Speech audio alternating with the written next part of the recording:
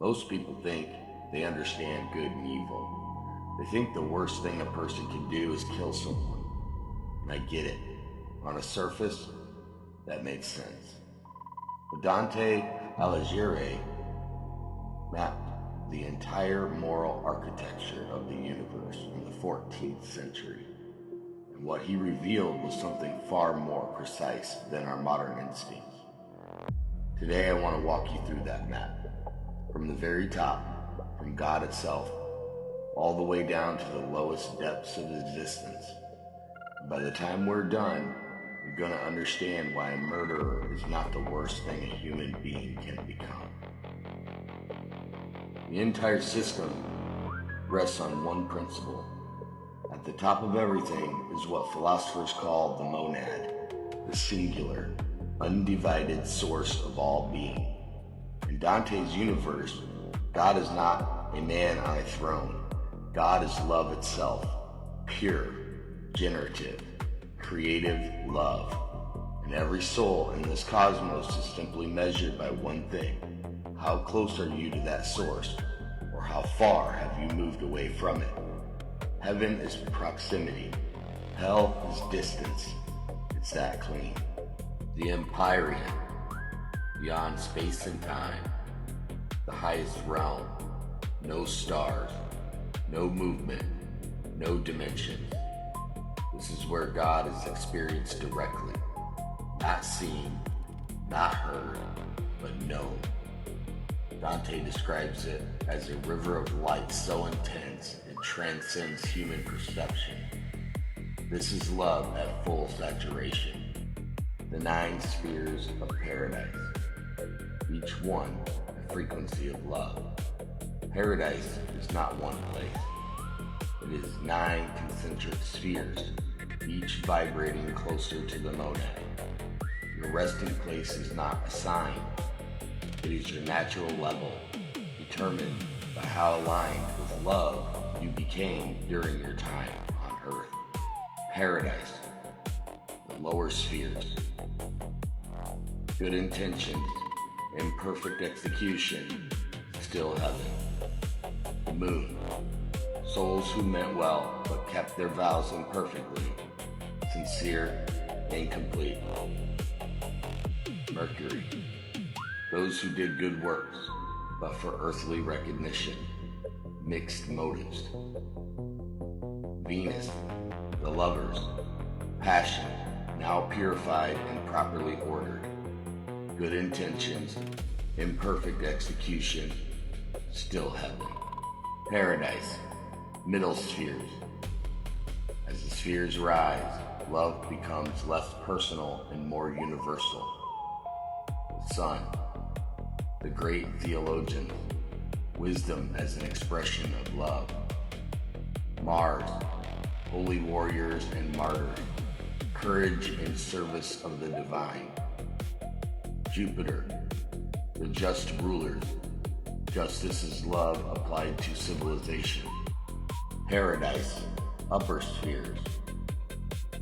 The closer to the monad, the less self remains. Saturn, the mystics and contemplatives, love turned entirely inward toward God. Fixed stars, the triumphant saints, faith, hope, and charity perfected. The primum mobile, pure angelic intellect, the engine of creation itself. Purgatory, the souls who chose love badly. These souls are not condemned. They are being recalibrated. They wanted love. They simply distorted it. 7 terraces, 7 sins, each one a love that went wrong in a specific way.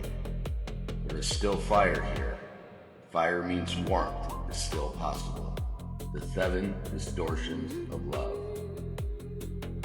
7 terraces, 7 sins. Pride, love of self above all others. Envy, love curdled into resentment. Wrath, love turned to heat and destruction. Sloth, love too weak to act. Avarici, love misdirected onto things. Gluttony, love without proportion. Lust, love with the spirit removed. Every sin is just love, broken. And now, we enter the gates of hell. Abandon all hope, ye who enter here. Hell is not punishment handed down from above. It is the soul's natural consequence, the end point of every choice made away from love. The further you descend, the colder it gets, because love is warmth and hell is its absence. Upper hell, the overcome. These souls are not being recalibrated. They rejected love completely. They are not being refined. They are being contained. Circle 1, limbo. Virtuous souls who never knew the monad. Sad, not tormented, simply outside. Circle 2, lust. Swept eternally by violent winds. They were overpowered by passion. These souls were weak, but their will was not weaponized. The sin happened to them more than they chose it. Upper hell, circles 3 through 5.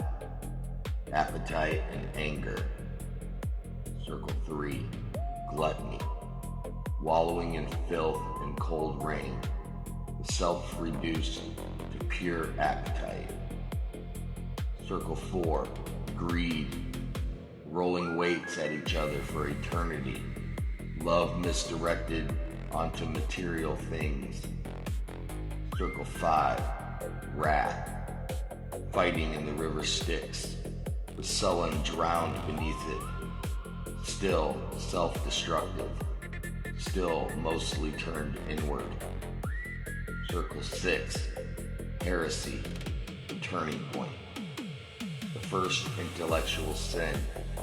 Burning tombs, souls sealed inside fire. Here, the sin is no longer about appetite or passion.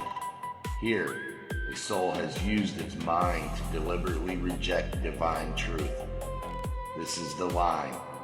Below this point, hell changes character entirely, from impulse to intention. Circle 7, violence. 3 rings of destruction. Ring 1, murderers and tyrants, submerged in a river of boiling blood. Ring 2, suicides, transformed into twisted trees, torn by harpies. Ring 3, blasphemers, those who violated nature and God, burning rain on scorched earth. This is where most people think hell ends. Dante is just getting started. Critical distinction. Why murder is not the worst. Murderer destroys a body. The act is brutal, overt, visible, but the victim knew they faced an enemy. Their model of reality remained honest. The love they gave freely. Their capacity to trust was never corrupted from within. Violence is hot, and hot is still closer to the monad than cold. Circle 8, fraud. The malabulge, the evil ditches, 10 trenches carved into stone, each one for a different kind of calculated deception. These souls did not lose control. They did not act in passion.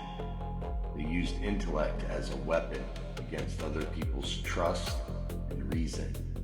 This is where cold begins. The 10 bolgia, 10 ditches of fraud. 1, panderers and seducers. 2, flatterers, submerged in filth. 3, simoniacs, selling sacred things. 4, false diviners, heads twisted backward. 5. Political grafters, drowned in boiling pitch. 6. Hypocrites, robes of lead. 7. Thieves, merging with serpents, identities dissolving. 8. False counselors, each soul a hidden flame. 9. Sowers of discord, split open endlessly. 10. Falsifiers and counterfeiters, disease, madness, rot. Circle 9. Treachery. Treachery is a violation of trust, faith, or allegiance. Deliberate betrayal of someone who trusts you. It involves deceit, disloyalty, or treason, often in a secretive or perfidious way. The frozen lake of Cocytus. At the absolute bottom of existence, there is no fire. There is only ice, because these souls have moved so completely away from the monad, so entirely away from love, that no warmth remains. Not even the warmth of rage, just cold, permanent, silent, frozen.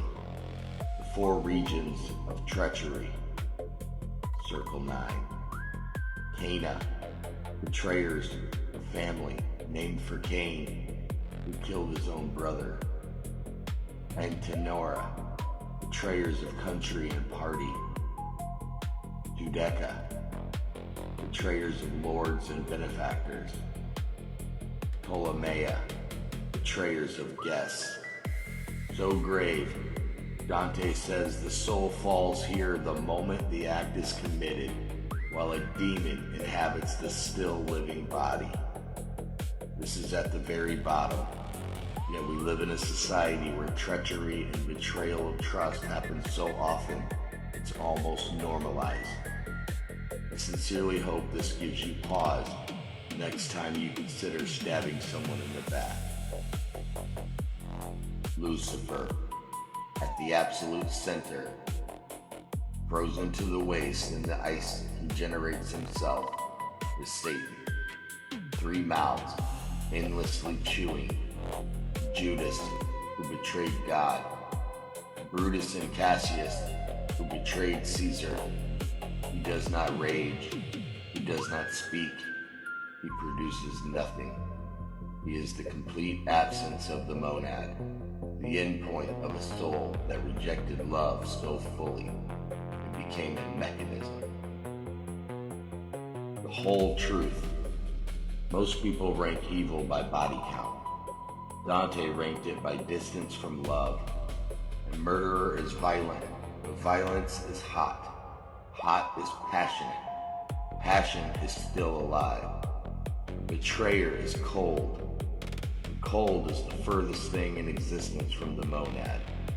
That is the entire architecture in one truth. This was the Divine Comedy. You can find it at every library on the planet. You can buy it on Amazon. You can probably ask somebody and they probably have a copy of it. I encourage everyone to get a copy of it and read it. It is a lot more detailed than what I've summarized here today. There's way too much for me to read the entire thing, and record it all. But I wanted to go over it all. I hope that you've all learned something here today, and I hope I've inspired you to further your research on your own. If this resonated, like, share it, follow.